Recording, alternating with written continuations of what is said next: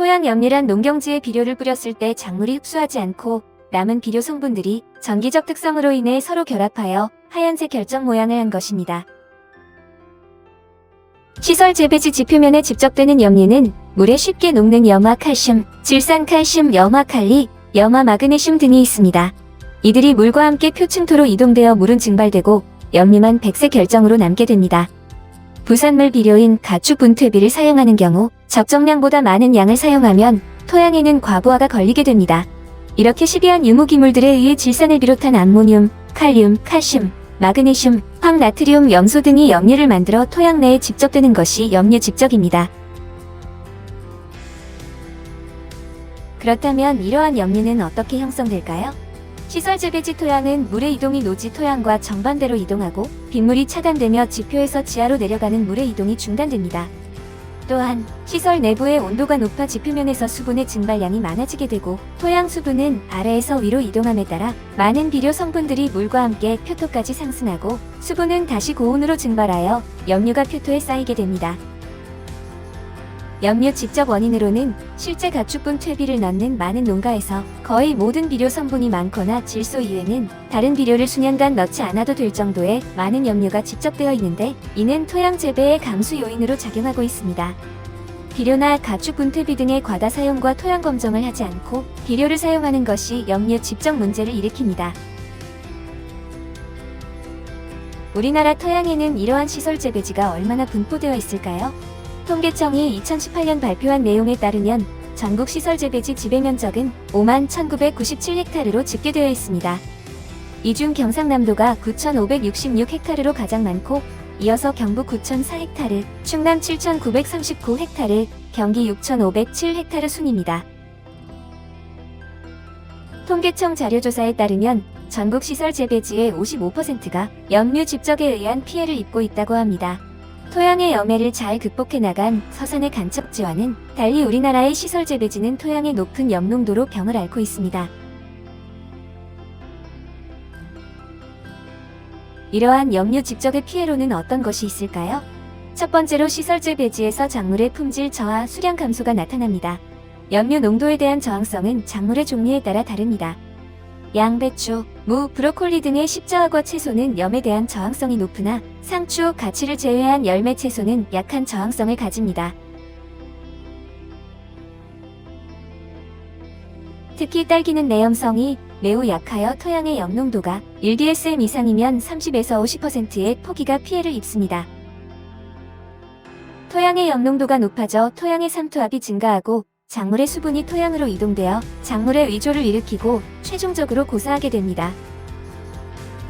두 번째로는 염류가 집적되어 불량한 생육 환경에서 유용 미생물의 활성과 다양성이 감소합니다. 마지막으로는 관계에 의해 토양에 쌓인 염류가 용탈되어 수계에 흘러 들어가고 수계의 부영 양화 적조 현상이 나타납니다. 이는 높은 수처리 시설을 요구하며 귀중한 해양 관광 자원의 손실로 이어지게 됩니다. 토양 화학성을 확인할 수 있는 척도로는 여러 가지 방법이 있습니다. 대표적으로 폐하, EC, 유기물, 유효인산, 유효규산, 질산태 질소, 그리고 K, CA, Mg, 나와 같은 치환성 양이온들이 있습니다. 이 중에서 저희는 현재 염류 집적에 많은 영향을 주는 요인들을 중심으로 분석해보고자 합니다. 유효인산과 치환성 양이온들을 중심으로 분석한 이유는 무엇일까요? 그 이유는 2012년, 2016년 모두 시설 재배지에서 그 양이 적정 범위를 초과하는 결과를 보였기 때문입니다. 보시는 사진은 2012년과 2016년 시설 재배지 토양을 비교한 것입니다. 보시다시피 유효인산과 치환성 양이온들은 모두 적정 범위의 2배를 웃도는 결과를 나타냅니다. 이 영향으로 이씨 역시 적정 범위를 초과하는 수치가 나왔으며 이것이 시설 재배지의 염류 집적 문제의 주요한 원인일 것이라 판단하였습니다.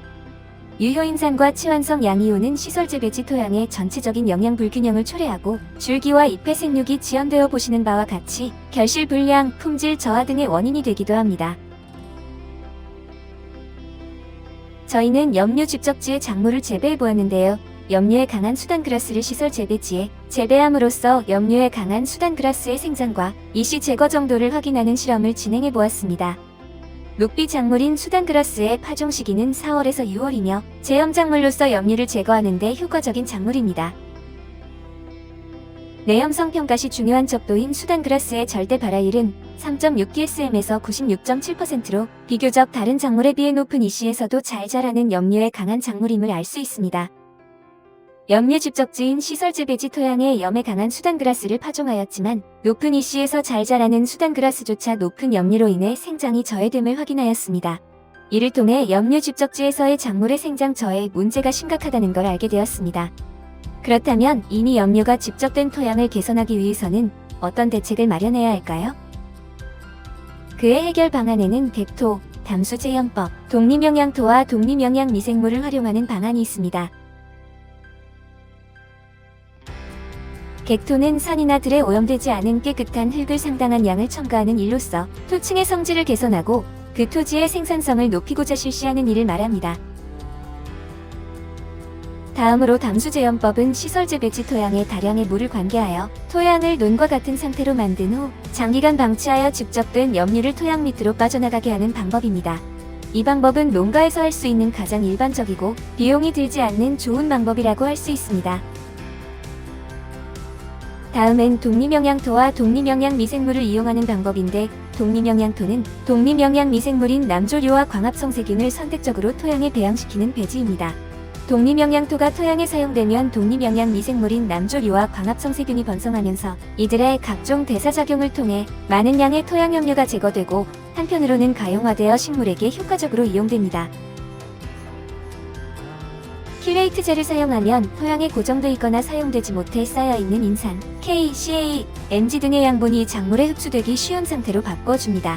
더구나 시설재배지는 다른 조건에 비해 양분의 외부 유출이 적은 특성이 있고 양분 과잉의 결과로 킬레이트제의 사용이 절실합니다. 또한 해당 지역 농업기술센터 종합검정실에 토양 분석을 의뢰하면 작물별 12처방서를 발급받을 수 있어 이를 활용해 12처방에 따라 적정량만큼만 비료를 사용하면 안전하고 품질 좋은 농산물을 생산할 수 있습니다. 그리고 토양의 물리성과 환경 개선에 꾸준히 나서도록 하는 농가 교육이 필요합니다. 지금까지 시설하우스의 문제점과 해결 방안에 대해 알아보았습니다. 우리 모두 시설 재배지의 염류 집적 해결 방안에 대해 관심을 갖고 염류 집적 문제를 해결해 보아요.